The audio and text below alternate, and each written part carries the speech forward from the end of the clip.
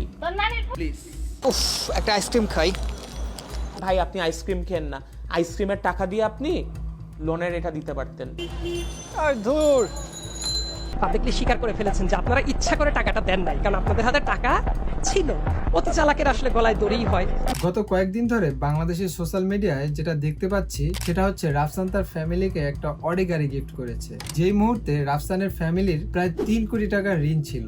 বেশ চর্চা হচ্ছে এই বিষয়টা নিয়ে, কেউ পক্ষে কেউ বিপক্ষে, দুটো দলে ভাগ হয়ে গেছে। রাফসানের সিদ্ধান্ত নেওয়ার পিছনের সম্ভাব্য কারণগুলো নিয়ে ব্যাখ্যা করব আজকের এই ভিডিওতে। কিন্তু ভাই এই সকল ভিডিও তো মানুষ দেখে না। জানি যদিও এত ভিউজ আসবে না আমাদের এই ভিডিওতে, কিন্তু কি আর করার, আমরা আমাদের রুচিটা ভালো করার তো চেষ্টা করতে পারি, তাই না? চলুন ভিডিও শুরু করা যাক।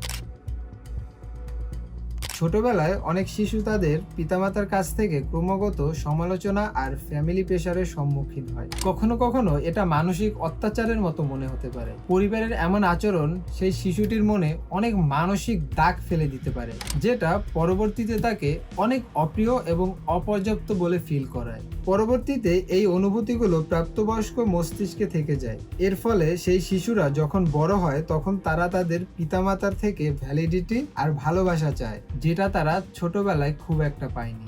বিলাসবহুল গাড়ির মতন একটি অসামান্য উপহার দেওয়া একজন মানুষের তার পিতামাতার স্নেহ আর বৈধতা জয় করার প্রচেষ্টা হিসাবে দেখা যেতে পারে, যেটা হয়তো তার অতীতের মানসিক ক্ষতিগুলোর একটা ক্ষতিপূরণ।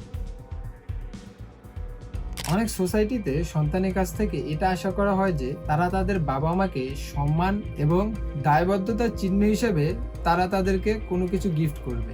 এই কারণে কোনো দামি গিফটকে অনেক ভ্যালুয়েবল হিসাবে ধরা হয়, যা হয়তো সোসাইটিতে সেই ফ্যামিলির স্ট্যান্ডার্ড বাড়ায়। এই সোসাইটাল প্রেশার সন্তানকে লোনের বাস্তবতাকে উপেক্ষা করে আর্থিক সমাধানের চেয়ে গাড়ি গিফট দেওয়ার জন্য উস্কে দিতে পারে। একটি বিলাসবহুল গাড়ি গিফট করে হয়তো তিনি সমাজের স্ট্যান্ডার্ড বজায় রাখলেন এবং সমাজের এক্সপেকটেশন পূরণ করলেন।